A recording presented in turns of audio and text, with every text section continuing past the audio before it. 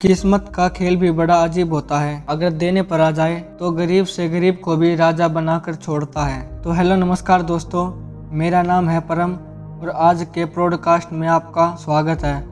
मैं आज आपको एक अनोखी काल्पनिक कहानी सुनाऊंगा। एक लड़का इतना गरीब था कि वह हर रोज खाने के लिए भटकता था और कहीं ना कहीं से खाना इकट्ठा करता था, और हर रोज उसका खाना गायब हो जाता था। एक दिन उसे पता चला कि एक चूहा उसका खाना चुराता है, तो उसने चूहे को पकड़ लिया और उससे पूछा कि तुझे पता है मैं इतना गरीब हूँ, फिर भी तू मेरा खाना चुराता है। अगर तुम्हें चुराना ही है तो किसी अमीर का क्यों नहीं चुराता? तो वह चूहा बोला कि तेरी किस्मत में जो कुछ चीजें लिखी है तुम्हें वही मिलेगी। भले ही तू कितनी भी कोशिश कर ले, भले ही तू कितना भी धन इकट्ठा कर ले, उसे अपने पास नहीं रख सकता। यह जानकर लड़के को बहुत आश्चर्य हुआ कि ऐसा कैसे हो सकता है। तो चूहे ने कहा, अगर तुझे यह जानना है तेरी किस्मत में क्या लिखा है तो भगवान बुद्ध के पास जाना पड़ेगा, वही तुम्हें बता सकता है कि तुम्हारी किस्मत में क्या है। इसलिए वह लड़का भगवान बुद्ध से मिलने के लिए निकल पड़ा। चलते चलते बहुत रात हो गई थी, इसलिए रास्ते में उसे एक हवेली दिखाई दी। उसने उस हवेली की मालकिन से एक रात रहने के लिए इजाज़त मांगी। उसे इजाज़त मिल भी गई। हवेली वालों ने लड़के से पूछा कि इतनी रात को कहाँ जा रहा है?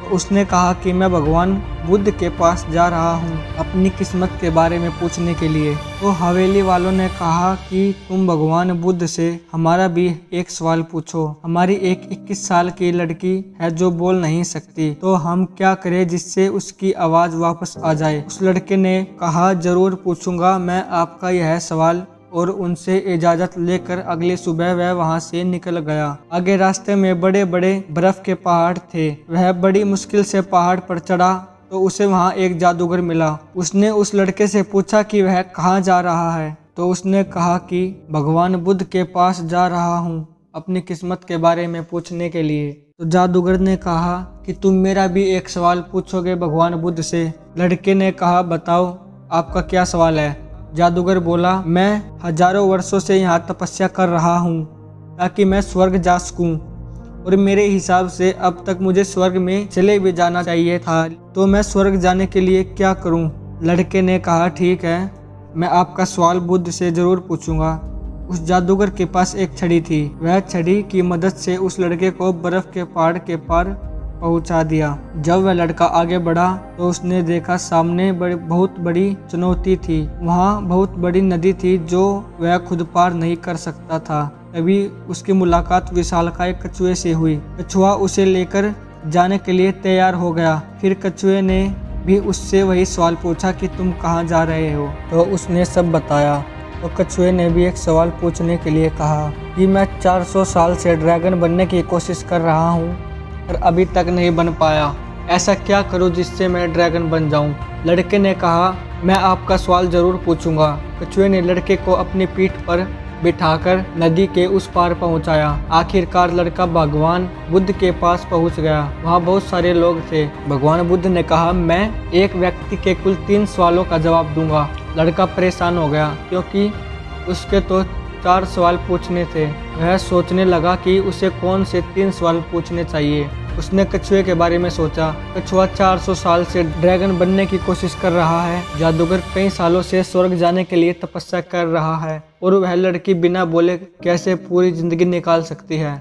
फिर खुद मैं अपने बारे में सोचा कि मैं तो सिर्फ गरीब हूँ, मैं तो मांग कर भी अपनी जिंदगी गुजार सकता हूँ, पर कछुआ, जादूगर और लड़की की परेशानी तो मेरी परेशानी से बहुत बड़ी है।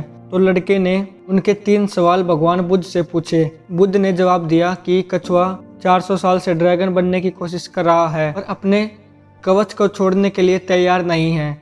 जब तक वह अपना कवच नहीं छोड़ेगा तब तक वह ड्रैगन नहीं बन पाएगा। वहीं जादूगर जब तक अपनी छड़ी नहीं छोड़ेगा तब तक वह स्वर्ग नहीं जा पाएगा, और जब तक लड़की को अपना जीवन साथी नहीं मिल जाएगा तब तक वह नहीं बोल पाएगी। यह सब सुनकर लड़का वापस कछुए के पास आया और उसने सब कुछ बताया। कछुए ने अपना कवच उसी समय निकाल दिया। वह जैसे ही कवच निकला उसमें से कीमती मोती निकले। वह मोती कछुए ने लड़के को दे दिए और वह ड्रैगन बन गया। फिर जादूगर के पास गया और सारी बात बताई। तो जादूगर ने अपनी जादू की छड़ी लड़के को दे दी और वह स्वर्ग चला गया। उसके बाद लड़का उसी हवेली में गया जहाँ उसने रात गुजारी थी।